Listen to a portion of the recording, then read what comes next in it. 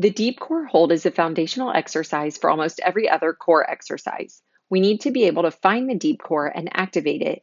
Then we need to strengthen it and be able to sustain a hold with endurance in order to progress to many other exercises. In this video, I walk you through how to find and activate your core using a few different tools. First, the yoga block. Placing a yoga block between your knees for really any exercise helps with stability through the pelvis, and gently squeezing it turns on the adductors, which are directly connected to your deep core and the lower transverse abdominals. Placing a yoga block under the head helps with rib alignment with your pelvis.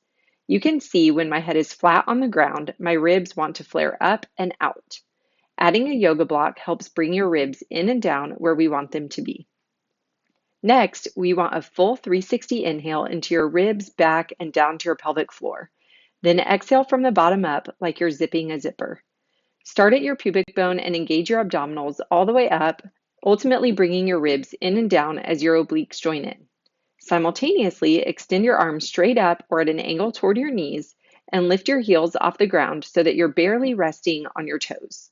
Notice your low core start to engage even if you just lie there and think of lifting your heels and just barely raise them. As you hold this position, think of small inhales into your back and shoulder blades and zip up your core from the bottom a little more with each exhale, trying to keep your abdominals like a solid barrier, preventing any breath from escaping there.